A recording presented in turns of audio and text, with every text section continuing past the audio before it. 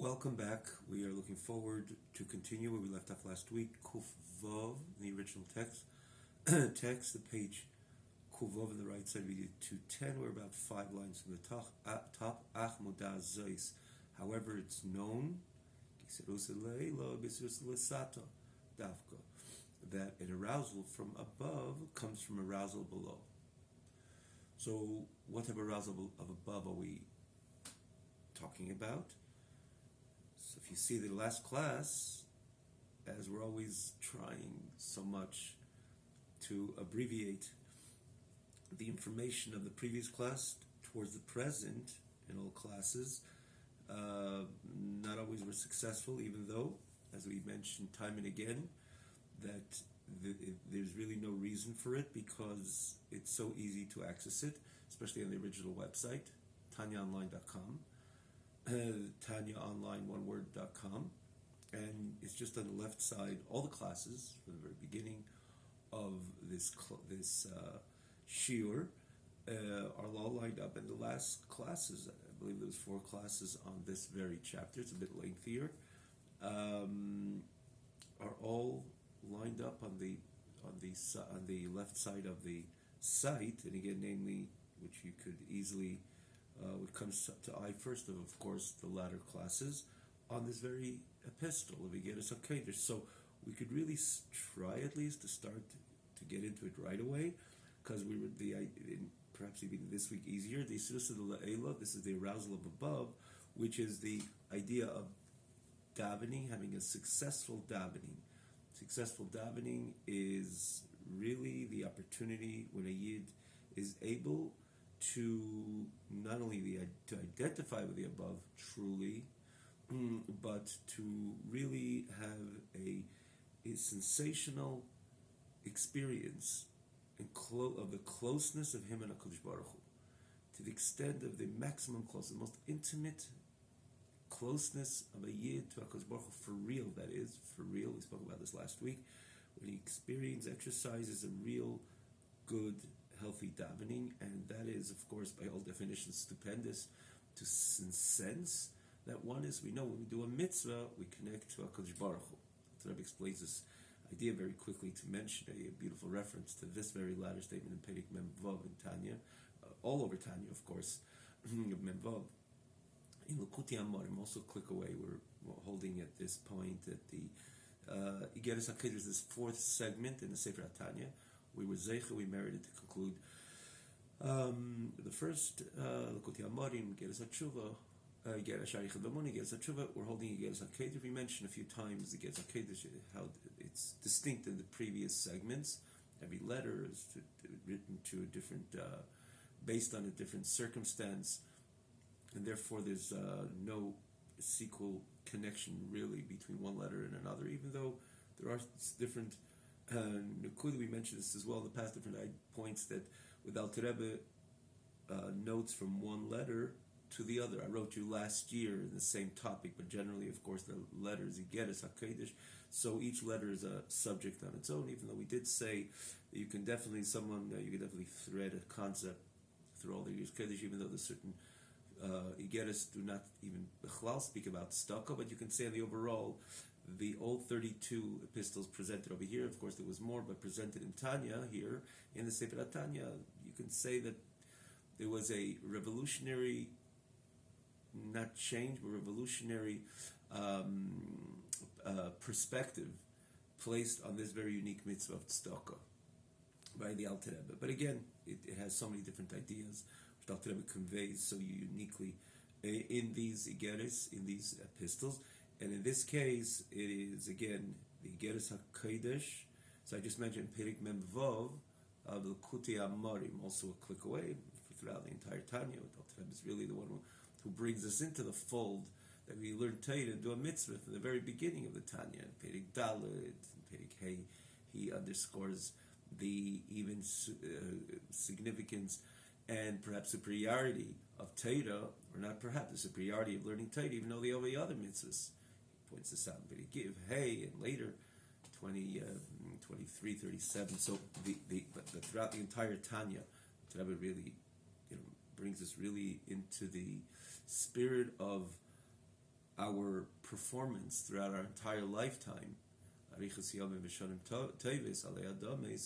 does it mean when he does a mitzvah? What does he learns a mishnah? It's a unique, very unique articulation of this matter. But when you do the mitzvah, do you have that sensation of that closeness to HaKadosh Baruch Hu? Maybe you'll do mitzvahs time and again, somewhat you'll appreciate, especially you learn the information of Tanya, you'll appreciate what you're accomplishing, and as such, of course, some sensation will come in, but an overwhelming, exhilarating sensation of a oneness, of a true intimate oneness of HaKadosh Baruch Hu, it's namely when a person davens. He has, we say underscore, of course, sensation. You could feel it. It's something there, and something that you can't even identify, for that matter, because that's the idea of the intimacy.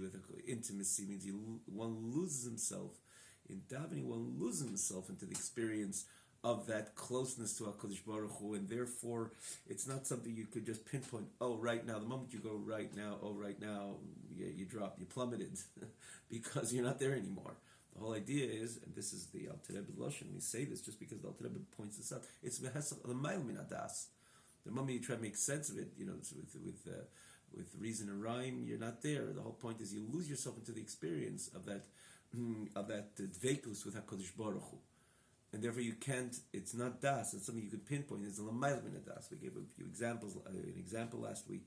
It's okay as an example, because you again, a click away. We don't need not to repeat it, but we could all appreciate it, that something so grand and that deep, it's not something you can pinpoint. It's l'mayla min hadas. And that is the libi, that is the tapping into that inherent and innate love a Yid has with HaKadosh Baruch Hu. It's a famous story, actually, with, not to go into it now, you wanted to see, there was a whole, Yid and Chassidim were dancing, and then in middle of the Holy Sederus, he wanted to see what it looked like. So he had his eyes closed the whole time. Then he opened his eyes. Let's see what it's all about. And understand, again, shouldn't take that perspective. The story he was said about was one of the greatest gigantic Yidden in the dynasty of Chassidus. A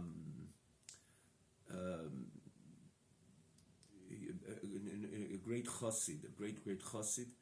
But the moment he wanted to see what it looks like, that's sort of the Maila Minadas experience, it was obvious that he was disqualified. It was a certain position he wanted to have, and so on. Again, not to go into, because we're talking about something very grand. The idea is that you appreciate it for what it is, and don't try to find it. Because the moment you open your eyes, so to say, and try to pinpoint it, you plummet it. Again, it's nuanced a bit, but we spoke about this last week, and that is the Hesach Hadas, that is the gift of davening. And Alter Rebbe concludes the last line, Matona Nesuna Mesa Shamayim. It's a gift from Hashem that a Yid is able to daven correctly and sense that experience of dveikus with HaKadosh Baruch Hu. Because it comes from the panim elyonim, the inwardness of HaKadosh Baruch Hu, the supreme inwardness of HaKadosh Baruch Hu. Like in Alter Rebbe, in the very last Yoyer Hashem panim elecha, Hashem is shining, He's showing His pnimius. So the simple meaning, panav, His countenance, His bright countenance to you, but His pnimius He's extending to you. And that is the Mal Hashem Alikecha. Again, you see the previous classes, the Hashem taking away the final layer and allowing that dveikus to come to the full expression, full manifestation. So this is a gift of Hashem. Yes, a good davening, and a person is able to tap in and to feel that, to sense, to really experience that sensation of dveikus, of oneness with HaKadosh Baruch Hu. Of course, it's a gift from on high. Where does the average person's zeicha merit, with all the good stuff that he does, the person does, to have that schus, to have that ability to feel, to really feel, to get lost in that dveikus? That is, of course, a matana nesuna meis hashamayim. It's a gift from Hashem. So after that begins this week's class, that we know that in order to be zeicha to this, you have to have a schus. You have to have a yisarusa. In order to have yisarusa le'ela, which are terminologies we use Kabbalah and Chassidus myriads of times, even Alter Rebbe and Tanya. The simple meaning of we're talking about the arousal of above, which is matana nesuna meis hashamayim, is arousal of HaKadosh Baruch Hu. We need to do something in our part in order to be zeichet, in order to merit this. It has to have an arousal from above. The literally translated the elevation of mayin nukvin, feminine waters. Arazal tells there's no goblet comes from above, literally translated, if it's not aroused from below. So basically the idea of man, feminine and masculine, usually the feminine arouses the masculine in order, then the masculine should pay attention, and beyond paying attention, should unite and establish a union with the feminine. It's the and the same thing with HaKadosh Baruch. Hashem is called the Ish, we are called the Isha. So there has to be the Halas Man, the feminine waters, meaning to say that we have to do ours in order that Hashem should become close to us, should extend himself to us, and namely on such a level of closeness, such a union of the maximum closeness of the total dveikis and intimacy with Yid who's actually davening at the time. That the ultimate, the maximum, the climactic type of oneness, the climactic type of union, has to come from our arousal. And this is what we begin today. The Arousal has to come as Lasat. You have to be zeichet to something that great and that grand. On a regular Wednesday morning, you were able to have that sensation of union with HaKadosh Baruch Hu. What are the ones? A famous chassid said that if someone had experienced good davening, successful davening, he's usually already done with all the other pleasures of Elam Haza.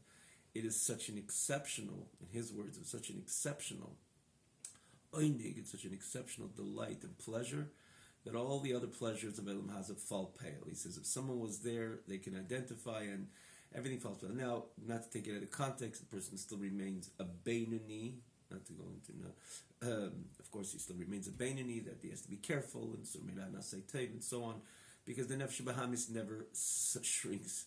And the Bahamis usually, and it's always intact, in the words of the Alter Rebbe, Kitul Dose, like the day the person was born, and therefore the Bahamis just has its own types, its own proclivities, and one has to be careful. So he didn't mean like one has a opportunity to appreciate, to tap into the einik, to the delight and pleasure of davening, that he becomes a tzaddik. By definition, that would perhaps seem so. So first of all, it is, if you look at Alter Rebbe, the doctrine, according to the doctrine of Alter Rebbe in the Likutei Amarim, famous Peri Gud Gimel as an example, and other places, that Alter Rebbe is basically saying that this is the tzaddik moment in the life of the Beinoni. Tzaddik truly has no issues, no taivas of Elam Haza. Yes, it's the way exactly as it sounds. But in this case, the chassid was saying, once you tapped in there, it's a different type of pleasure. And for this, a person has to have a schus. So what is this? So what can a person do in order to merit this type of oneness with HaKadosh Baruch Hu, this type of closeness with HaKadosh Baruch Hu? To have that Yisrus Leila, that matono, that gift from HaKadosh Baruch Hu, that arousal from above. He says, the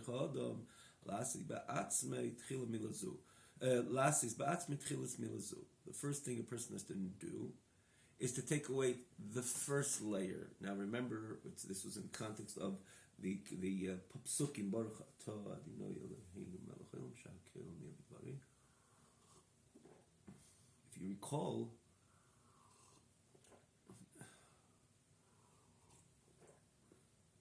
this whole chapter was based on, or an underlying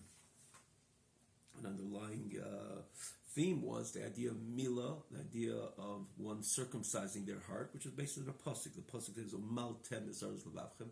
You have to circumcise your heart. And again, all in the previous classes, the idea that there's layers which the human being has placed based on his general conduct. There's iniquities, his conduct which wasn't aligned perfectly, at least with the Ratzon Hashem, with the desire of HaKadosh Baruch Hu, and it's beyond that. There's many layers the person places on his heart, and he eclipses the inherent innate love which he has to HaKadosh Baruch Hu. Again, not to repeat this, we went into it in detail. Alter Rebbe speaks about the difference of the Abba Pitam Das, based and built on my appreciation of the reality of HaKadosh Baruch Hu, and then there's so much deeper Kodali, with the depth of one's heart, revealing, not not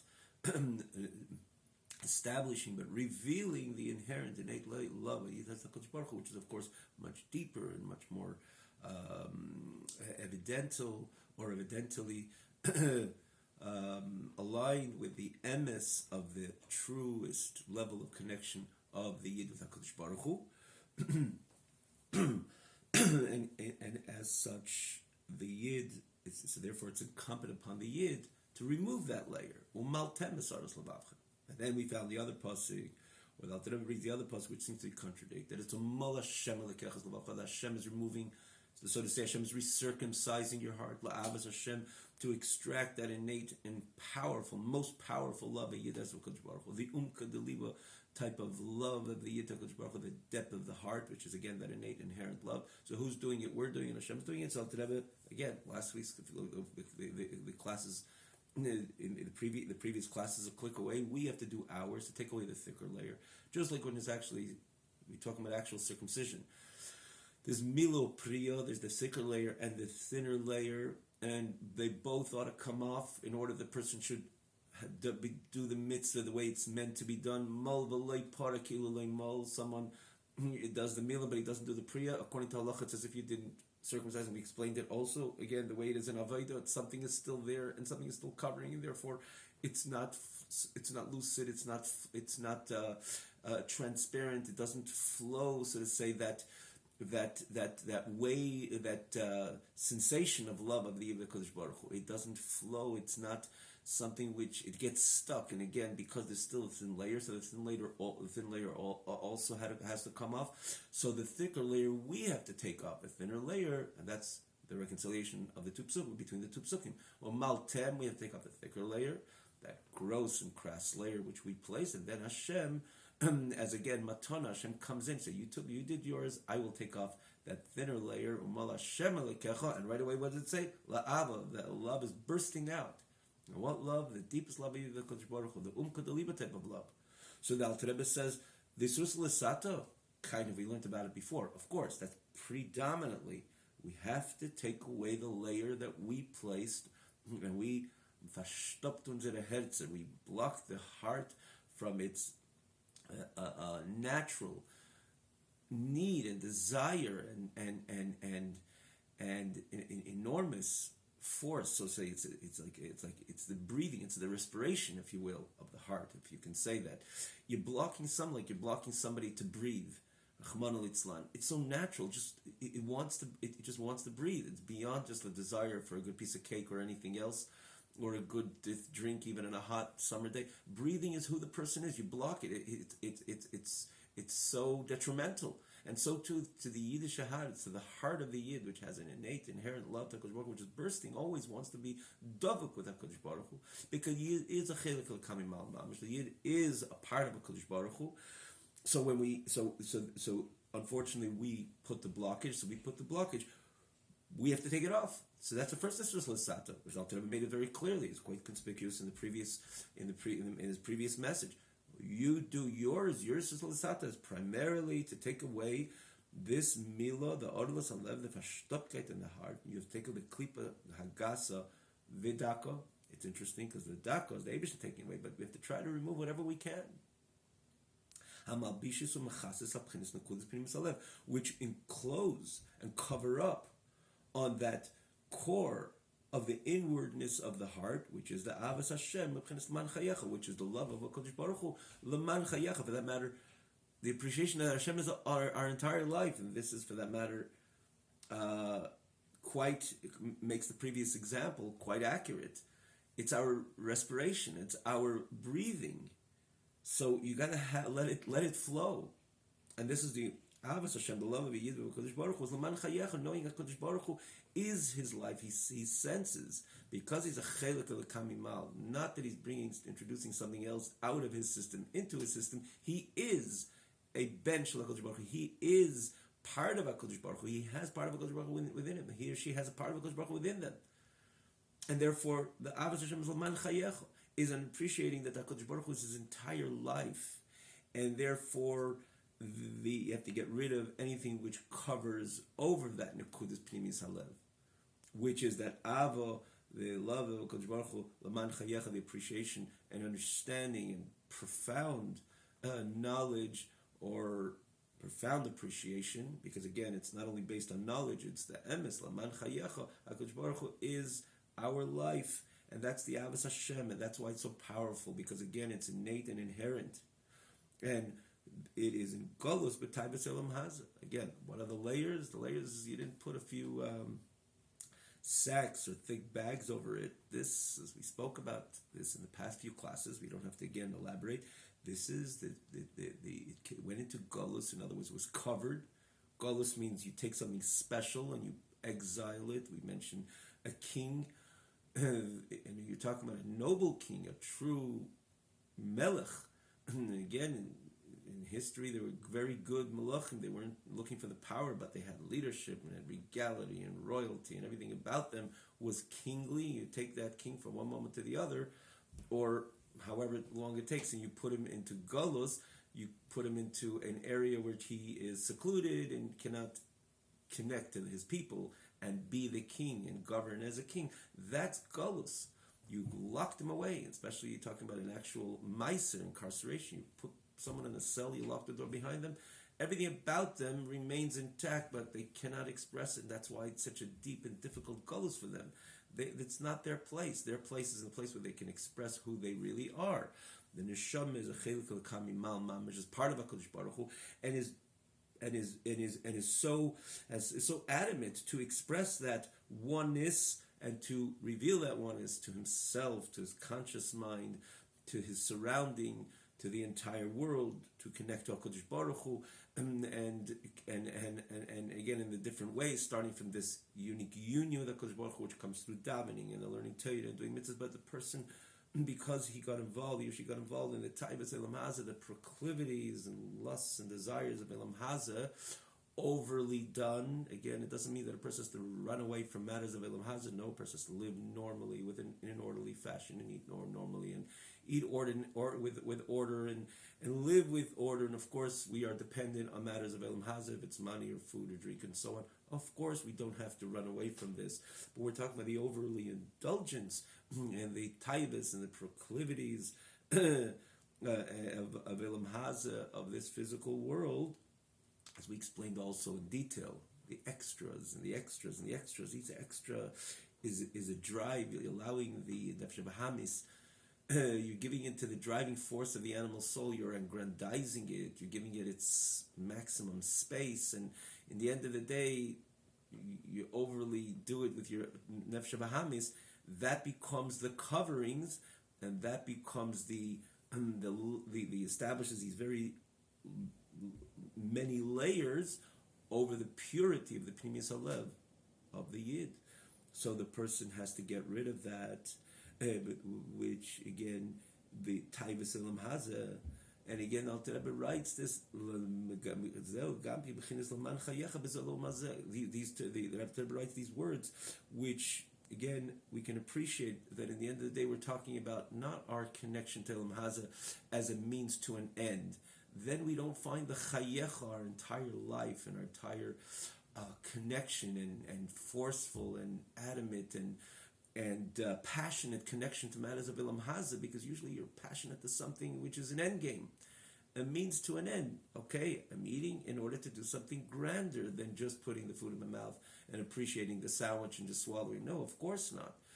Of course, when you say there's a means to an end, you don't feel the man chayecha, I need it and I have to have as much as I can from it.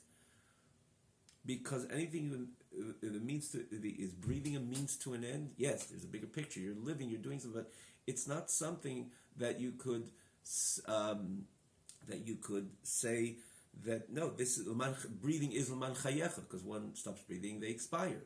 Of course, again, it's an end to its own, even though in the grander picture you're living, you're here for a purpose. But no one's going to say, this is just a means to an end. No, this is life itself. So when you establish Elam Haza as life itself, not a means to an end, but an end, and therefore that's, of course, the reason, like someone's passionate to breathe, and any time that something is placed on their mouth and interrupts their breathing, they completely lose it for rightful reasons, because you're stopping their chayis. And somewhat, when a person acts upon matters of Elam Hazeh in the same fashion. Oh, I need it. This is my life, and of course, therefore, you're passionate. You're driven to it without any interruption. Because again, your life is not a means to an end, but that's it, and therefore it's L'man Chayecha. It's my respiration. That whatever, even I'm full, I don't need it. It's not even good for me, but I need it and I want it. And guess what? I want it now. Don't wait. Give it to me. And so to all the other taivas, lusts, and covets of Elam Hazeh. When you establish that L'man Chayecha, you're establishing that that is your life and that is your vitality. That, of course, is the exact counterpart of the Nekudas Halev, the Pnimis of Pnimis Halev, the Umka de Liba, which feels and senses that HaKadosh Baruch Hu is Chayecha, that HaKadosh Baruch Hu is his entire life and its entire vitality, and therefore I want to be David HaKadosh Baruch Hu. So it's Alter Rebbe is making it very clear. It's not that we live our life based on basically the rules of Elam Hazeh. We never have to overdo it. Usually underdoing it sometimes, we have better results. We allow the godly energy to flow through. If it's a person making sure that he's a few minutes before the shir starts, but a few minutes before davening begins, not runs in the last second. Actually, there's premise for this in halacha. Asar Rishain would be the first 10. And in general, overdoing it, it's like somebody putting on a garment which when it's too small, so it's too small, so it's not just going to work. But when it's long, the garment is long and it's schleppy and schlepp in a way that you feel uncomfortable. You feel you're like in a sack, not in a garment, because it's so everything is long. The sleeves are long and the length of everything is, and you feel, oh, I extended the garment. It should be more garment-like. That's why I extended it. If garment's a good thing, the attire, the vestment of it's a good thing. That's why we dress based on the occasion, based on the circumstances of what we attend. If it's something executive, we're always looking for garments. So I'm going to extend the garment. You're going to extend the garment. In the end of the day, you feel that maybe it's a good thing, but try to walk with an extended garment. Try to function. You don't feel you're dressed. You feel that there's something schlepping along and it messes everything up and it just doesn't work really. When you feel it, the other party feels it. It just doesn't. It doesn't. As opposed to when someone puts something on, not too long, not too short. It's just good. You feel you're dressed and there's nothing schlepping, and you just feel that it's part of you.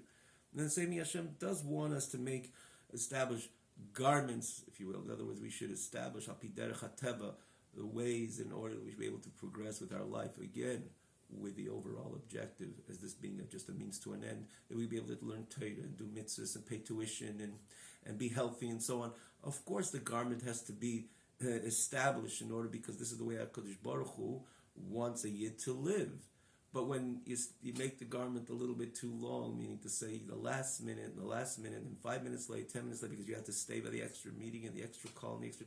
So what you're doing is, it's not allowing the flow, the energy, the bracha of HaKadosh Baruch Hu, the blessing of HaKadosh Baruch Hu to come through. There's a certain disorder. There's no synchronization with the Birchas Hashem. So Bichlal, not to ever overdo it. Do what you have to do it right, do it organized, do it responsible, of course. To eat responsible, work responsible, live a life responsibly, with responsibility, in a responsible manner. 100%. But overdoing it Bichlal is not good. But here we're not stum overdoing it. Here we're talking about looking at matters of Elam Hazeh. Of course, it's beyond that. We're looking at matters of L'man Chayecha. That this is where it is. This is where my life is. Another more, again, not going to go through all the taivas of Elam Hazeh. When you look at life, this is the man chayecha. This is your life. Of course, this is that perfect blockage.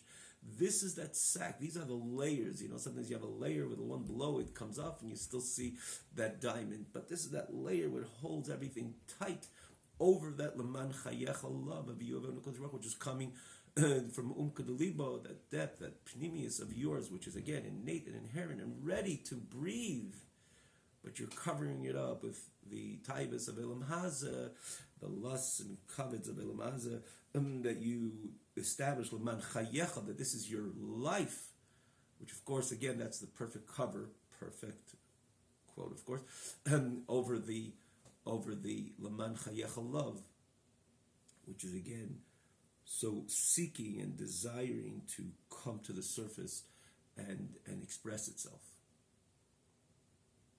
So how does one do it? So first of all, this expression, not to mention Certainly not to mention it on the air, as they say.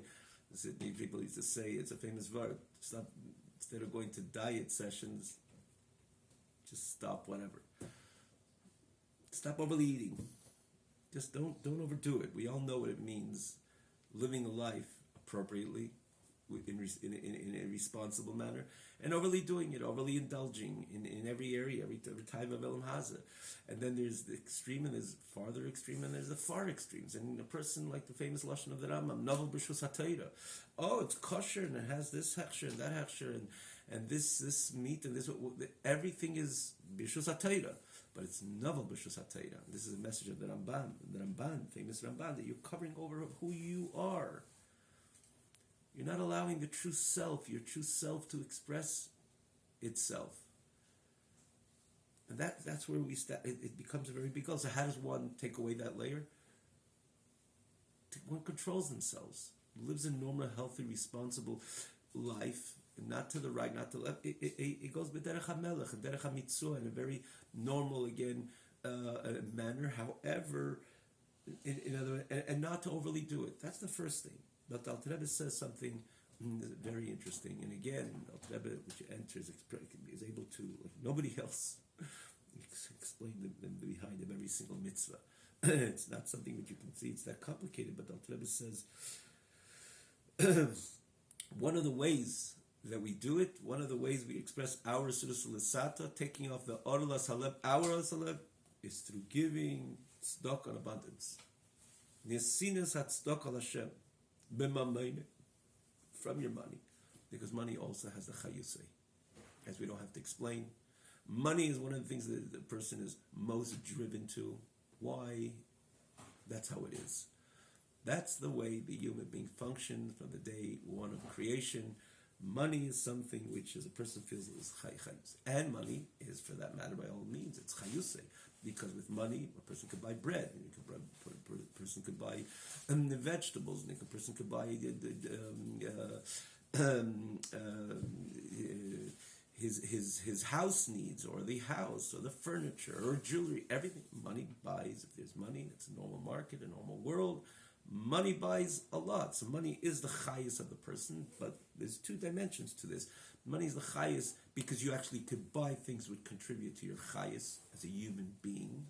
It's certainly your spiritual chayus. Again, it has to go through the establishment of the yid as a human being, but generally the chayus, its vitality to the animal soul, meaning to say to the comfort, the physical comforts, and the bodily comforts, to be exact, of the human being. But then there's beyond that. Sometimes a person has whatever he needs, but another question, another deal, another shmei drei, as they call it, to get more money and more money and more money. There's something passionate about money. So the Alter Rebbe is going to allude to this a bit later. So the first thing, it's chayusay. You can buy all the good stuff with it. So that's your chayus. And when you give that, and you write that check, and you make sure that you write it till it hurts even, the more it hurts, the thicker the layer you're removing from your nefshalik, in other words, the umka de liba, that pnimis halev avat HaKadosh Baruch Hu, that leman chayecho la'avas Hashem, which we're learning about throughout. And again, need not to explain, because you're giving your chayis, your connection, this which contributes to your bodily needs or your bodily desires. And especially, again, there's the money thing on its own. We're passionate about money as human beings. And when you take that and give it to tzedakah, and especially, again, when it hurts, the amount, the denomination becomes a denomination which gives you, what you're doing is you're ripping away big layers more than any other mitzvah you're doing, for all the other reasons, obvious reasons. So I would just say there's a cross-reference. The famous has this idea, but again, they're in the context of Dira B'Tachtayni, making a dwelling place for HaKadosh Baruch Hu, which in the end of the day, everything's interconnected. Alter Rebbe speaks about this concept in Perek Lamed Zayin in Likutei Amarim. Also click away. Lamed Zayin Likutei Amarim. It's a longer chapter, so probably a few classes, but again, you've opened the text, be able to follow this concept, which your eye will immediately catch, because Alter Rebbe uses some very similar terminologies. And again, it would definitely contribute to the understanding of this chapter. But here, the Alter Rebbe is speaking about Laman Chayusei. Giving tzedakah is really the remedy, the primary remedy to remove those layers for the obvious reasons, and again, as we just explained, particularly somebody who doesn't have an abundance of parnas. Of course, someone has $1 million and he gives $500,000 away. Yeah, it hurts, and he's removing big layers. There's a lot of layers which are coming up when someone writes to tzedakah $500,000. But in the end of the day, there's still a man chayusa. In other words, that you didn't really rip away the chayusa because you still have $500,000 to live with, and it's quite a handsome amount of money. And therefore, the chayus, and you're not really negating that much. You're doing a lot. You're accomplishing a lot, and it's enormous for all obvious reasons. Especially when you think about the psyche of the human being, to take $500,000 and write it to tzedakah. It's enormous. And again, in this context also, you're ripping away, you're taking away the layers, and of course, this is going to reveal that Laman Chayecha connected to the Kodesh Baruch Hu in great levels, and in great lengths, and in great expansion, of course. But ultimately, you're not completely negating your Chayusa, because you're still able to, they say, like a strong connection to Lamhaza, a strong connection to Lamhaza. You have pretty much a handsome amount of money coming through your fingers, and able to buy this, that, and the other. Post, and that's all Rebbe says, this therefore a step ahead, or something which would clearly, we could clearly appreciate how that really taps in to the removal of the chayuse in lu'umazeh, in the negative, removing serious layers over the purity of the neshama, is when somebody's parnasa is very mitzumtzum, which means very tight, and it's tchikale shaita tuvan, and in any good time is very pushy and pressing. When someone struggles with parnasa, can identify with this. It's always pressing, and that person, when he gives an important sum of money to tzedakah, sheneisei mechayev mamash. And again, you don't need to elaborate on this. He's giving mamash from his chayes, from his life. And the Alter Rebbe says, and how much, and more so, even more specifically, when his money comes from the toil of his hands. What is Alter Rebbe negating, or what is he contrasting this to? For example, someone has a yerusha, for example, he had an inheritance, so it's a big inheritance. It belongs to the first part. A smaller inheritance, and maybe even a flow of money which is coming in without his effort.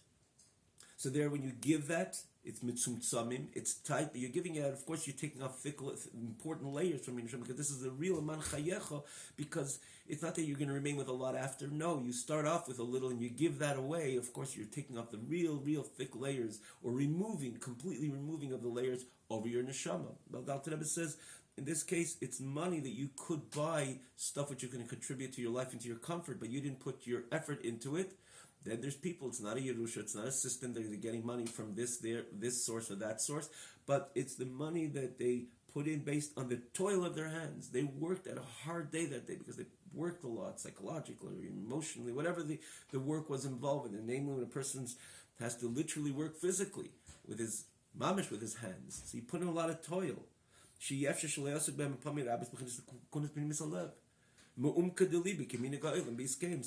it's inevitable that that it's impossible, meaning to say it's inevitable that you did not occupy yourself, or rather it's inevitable that you did occupy yourself many times, because you put your mind and soul and heart, especially a nuanced a deal which has so many different layers and so many different details and is nuanced. So you put your mind and soul, and a lot of it is physical work as well. So it is inevitable that you put a lot of the core of your soul, the depth of your heart, into that deal. Like the custom of the world in their business transactions and business interaction. It's about you didn't, and say inevitable that you did. And similar. So and you take that, and when the check finally comes in, so you could have even the two. Really, you could break apart each one. because this each one could couple with the other, because this can couple even with somebody who made a big deal and he has a lot of money, and he has $1 million. So that $500,000 you gave wasn't a Yerusha. You put your soul and mind in and you gave that. You ripped it away from yourself. You gave it to tzedakah. You also have another layer, a very deeper layer coming off the Nukudas Halev of your neshama. So each part of these details can really couple with the other, but when you have both of them together, that is difficult. It's on the onset tight. And more so, this tight salary that you're getting is also you put your soul in and you're giving that away. Of course, it's double and quadruple in the context of this, which he's saying over here. Really, really moving the maximum you can layers from the Kadaliba towards HaKadosh Baruch Hu. The Leman Chayecha, the Li'avas Hashem. So right now, that you disperse from your toil and you give to HaKadosh Baruch Hu with joy and gladness of heart, which is of course a very important component in our giving tzedakah for obvious reasons. Because you do it because you do it with simcha, not reluctantly. Of course, the simcha is an important part in order to gain this avas Hashem, because it's not like it's like someone has to clean a diamond. They're adamant in cleaning the diamond. Get rid of the mud and let's shine the diamond and let's get the best. Let's get the $1 million for that diamond because it's worth $1 million. We're talking about again the innate and inherent love of HaKadosh Baruch Hu. He gives the tzedakah with joy and gladness of heart. With this, he redeems his soul from the state of his soul being in shachas, in the abyss. The core of his heart, which was in a state of exile and captivity. In the klipa gasa, in the thicker layer, or even in the thinner layer. Like it says, from every incarceration, guard your heart. It has a literal translation as well. But here, the Alter Rebbe touches, what is mishmar? Right? We had it by Yosef. Mishmar is incarceration. Mishmar is a beis asurim. Ve'ato now, when you gave tzedakah, nifte mechitzein mitzedakah, it was redeemed from the negative forces which are covering up over the purity of the Yid, unadulterated purity of the Yid's heart. La'avas Hashem, l'man chayecha, the sensation of Yid, again, it's inherent and innate. This is who he or she is. They have a chelik al mamash. So you guarded that, you redeemed that from the chitzeni with its tzedakah.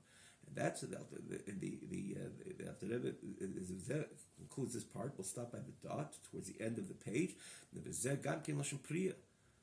So we said in Mila, this mol v'le parikil mol is a thicker layer, priya is a thinner layer. Alter Rebbe says, when you hear the word priya, what is it? What type of bell does it ring? Of course, lifra, to pay back, priyat chov, paying back a loan. Alter Rebbe says, the wordage over here we say in Mila, the Eibishter says maltem esaros lavachim. Again, the Eibishter doesn't use the term lahasir, to remove. We spoke about this a few times in the last classes. He uses precisely the expression of mol. Maltem esaros lavachim. Hashem is going to be mal, because in Mila you have Mila upriya. So he says this fits so beautifully the other connotation of priya, which is about paying back. It's priya sachayiv, you're paying back a loan.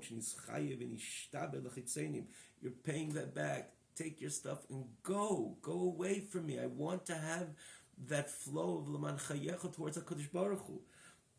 So when you give tzedakah, you're paying back a loan, so to say, a debt, to be more exact. That you obligated yourself and you were subordinate to the impure forces that governed and dominated of the core of your heart. And now, go. You give the tzedakah, you're done with them. That's the reason, that's the connection to the translation of priya in this context as well, that it's about paying them back, meaning to say, like somebody owes somebody money, so they're always dumbing over them, and especially when people are aggressive and they surround you and they intimidate you and so on and so forth. You are, so to say, in gullus to the people who you owe money. For that matter, it says eved leibelish malva, to that extent that a lender is a servant with a maximum subordinance, certainly similar to a servant to their master, to the borrower.